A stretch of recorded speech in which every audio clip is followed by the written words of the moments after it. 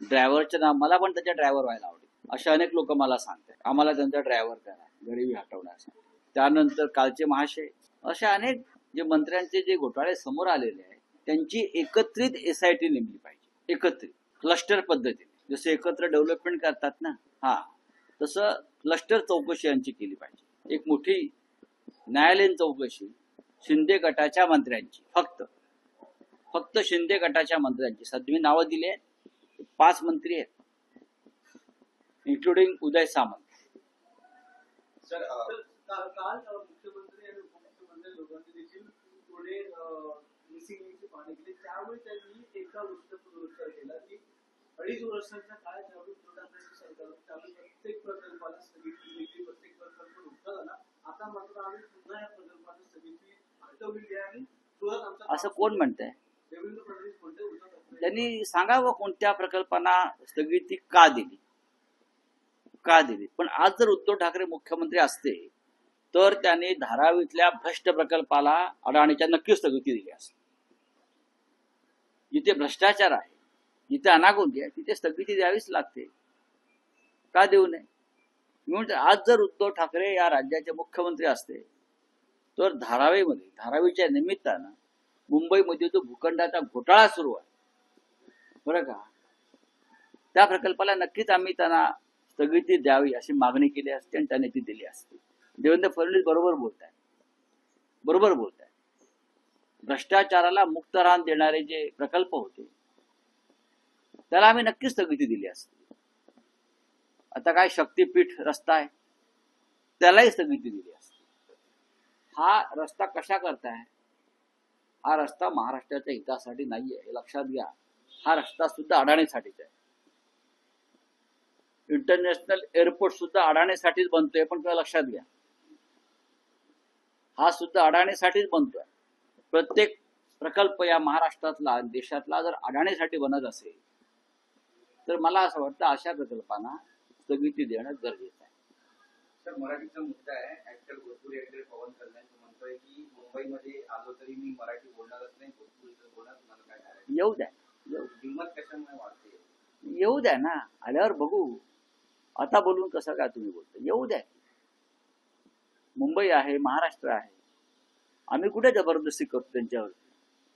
आमची लढाई शालेय शिक्षणात, प्राथमिक शिक्षणातला जो हिंदीचा फोर्स केला जातो, दबाव टाकला जातो, त्या विरुद्ध आहे. हे भोजपुरींच्या डोक्यात काय आमच्या मित्रांच्या गेलंय माहित नाही. त्यांनी नीट अभ्यास केला पाहिजे. आंदोलन महाराष्ट्रात का चाललेलं आहे? तुमच्या भोजपुरी लोकांवरती तिकडे येऊन शाळेमध्ये मराठी लादली तर तुम्ही स्वीकारणार आहात का? गुजराती लादली तर स्वीकारणार आहात का? पंजाबी लादली तर स्वीकारणार आहात का? नाही ना. तसाच महाराष्ट्रातला लढाई, जरा समजून घ्या. चला. सर, परवाने जे वाटण्यात वितरित करण्यात येत आहेत भरमसाठ त्याच्यामध्ये वाढ झालेली पाहायला मिळते. काही ठिकाणी तर एका दिवसात देखील मध्य परवाने असं देण्यात आलेले आहेत महाराष्ट्रभरात. सुंदर देशा, काय दगडांच्या देशा वगैरे आहे ना, ते आता बेवड्यांच्या देशा करायचं चाललंय त्यांचं. बेवड्यांच्या देशा ज्या पद्धतीनं मध्य परवान्यांचं वाटप झालेलं आहे, त्या भुमरेच्या घरात किती मद्याचे परवाने मिळाले ते चेक करा म्हणावं. चौकशी करा, फडणवीसांना म्हणा चौकशी करा. एकेका मंत्र्याच्या आणि सत्ताधारी आमदाराच्या घरात किती मद्य परवाने गेले ती यादी येईल आता, आणि कशा पद्धतीने गेल्या. 24 तासामध्ये ग्रामीण भागात, जिल्ह्यात आमदारांच्या घरापर्यंत हे परवाने गेलेले 24 तासात मुंबईत.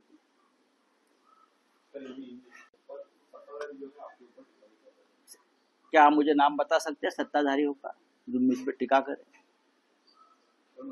इस देश के ऐसे बहुत से शहर है मुंबई जैसे, जिनको मोदी शाह जी के जो उद्योगपति है वो रखेल बनाकर बैठे हैं. सिर्फ मुंबई नहीं है, अपने व्यापार के लिए, बिजनेस के लिए. और ये शब्द मैंने पहली बार इस्तेमाल नहीं किया है. अगर ये लोग पढ़ने लिखने वाले हैं, तो मैंने ये शब्द और हमारे पहले महाराष्ट्र के नेताओं ने ये शब्द कितने बार इस्तेमाल किया और ढूंढ लीजिए. खास करके संयुक्त महाराष्ट्र का जो आंदोलन हुआ था तब भी यही शब्द का इस्तेमाल किया था. कि मुंबई को दिल्ली वाले ने रखेल बनाकर रखा है।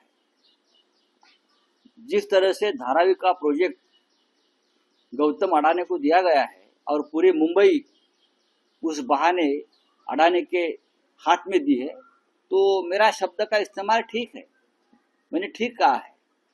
ऐसे देश में बहुत से शहरों का और गांवों को इस तरह से दिल्ली ने रखेल बनाकर बेच दिए है। सर, जो है कल मुख्यमंत्री देवेंद्र फडणवीस ने इन्होंने भी टीका की है कि उद्धव ठाकरे जी के टाइम पे जो है काफी सारी स्थगिति लाई गई थी। हाँ, लाई होगी ना, जहां भ्रष्टाचार है वहां स्थगिति लाना ही चाहिए ना। अगर आज उद्धव ठाकरे मुख्यमंत्री होते तो धारावी डेवलपमेंट प्रोजेक्ट को भी वो स्थगिति देते, क्योंकि वहां भ्रष्टाचार है। धारावी के नाम पर पूरी मुंबई को लूट लिया जाता है, तो ऐसे प्रोजेक्ट को स्थगिति देनी चाहिए।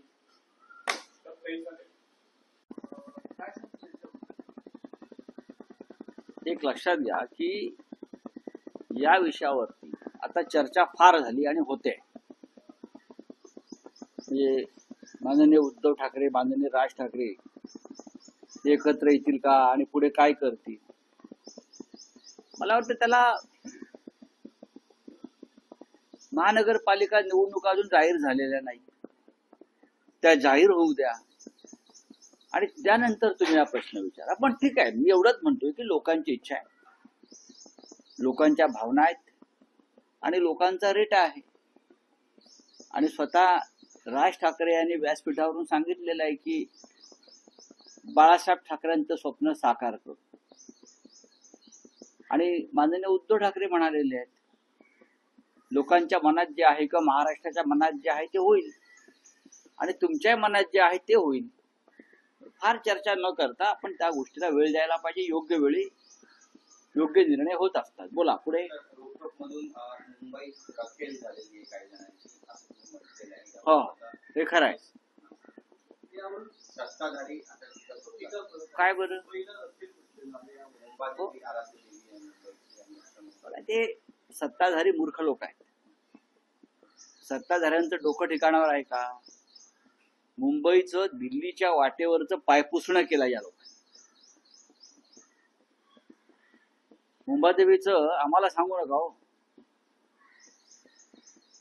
ही मुंबई मराठी माणसाची, महाराष्ट्राची राजधानी आहे आणि काही धनिक शेठ गुजरातचे आणि राज्यकर्ते मुंबईला त्यांची बटीक बनवू इच्छितात, म्हणजे तोच अर्थ आहे। मी काय शब्द वापरला त्यावर जाऊ नका, परिस्थितीवर बोला, धारावीच्या पुनर्वसनावर बोला, धारावीच्या निमित्तानं अडाणीला जी भूखंडाने आंघोळ घातली जाते त्याच्यावर बोला, मुंबईतल्या मराठी माणसाला हद्दपार केलं जाते त्याच्यावर बोला। हे होत नाही ना, याचा अर्थ मुंबई तुमची बटीक आहे। मुंबईचा उल्लेख यापूर्वी सुद्धा दिल्लीची तजेलदार वेश्या असा संयुक्त महाराष्ट्राच्या लढ्यात सर्व संयुक्त महाराष्ट्राच्या नेत्यांनी केलेला आहे। हे जे माझ्यावर टीका करतायत त्यांनी इतिहास समजून घ्यावा महाराष्ट्राचा। दिल्लीची तजेलदार वेश्या आणि त्यातून आंदोलन झालं, कळलं? हे आम्हाला तुम्ही शब्द काय, वाक्य काय, संस्कृती काय अजिबात शिकवू नका। हे सगळे भडवे आहेत, रणके आहेत, रणके दिल्लीचे मुंबई लुटायला निघालेले आहेत। त्याने काय आम्हाला शिकवायचं मराठी माणसाला? काय आहे शब्द तो? मुंबई लुटली जाते, मुंबई तोडण्याचं कारस्थान आहे, मराठी माणसाला इथून हाकललं जाण्याचं कारस्थान आहे। धारावी त्याचं ज्वलंत उदाहरण आहे। छत्रपती शिवाजी महाराजांचे 12 किल्ले हे युनेस्कोनं वारसा यादीत टाकले, याच्या त्या सोहळे सुरू आहेत सर्वत्र भाजपचे। हे तुम्ही केलं, तुमचा काय संबंध आहे? किल्ले तुम्ही बांधलेत। याआधी सुद्धा महाराष्ट्रातल्या अनेक ऐतिहासिक वास्तूंना हा दर्जा मिळालेला आहे, पश्चिम घाटापासून अनेक ठिकाणी, आम्हाला माहिती आहे। हे राजकारण करायचं नाही, शांतपणा करू नका राजकारणाचा। हे तुमचं तुम्ही बघा, बोला। व्हिडिओ जो आपण ट्विट केला होता तो माफ केलेला व्हिडिओ आहे असं म्हणतात आणि त्याबद्दल आपल्यावर अब्दुल दावा देखील सुटणार आहे। त्याच्यावरती विधानसभेत त्याने उद्या वक्तव्य करू द्या। व्हिडिओ मॉर्फ केलाय की काय केलाय हे फॉरेन्सिक लॅब ठरवेल ना. हे फॉरेन्सिक लॅब ठरवतं. फॉरेन्सिक लॅब जी असते ती ठरवते काय आहे ते. आणि तो व्हिडिओ का आम्ही काढलाय, ओरिजिनल पण आहे आणि व्हायरल सुद्धा आहे. बघा, त्याच्यावरती आता चर्चा करण्यापेक्षा मी मुख्यमंत्री फडणवीस यांना एक आवाहन करतो. शिंदे गटाचे जे भ्रष्ट मंत्री आहेत, संजय राठोड यांच्यावरती भ्रष्टाचाराचा आरोप परिणय फुके यांनीच केलेले आहे. भाजपचे मंत्री, भाजपचे नेते.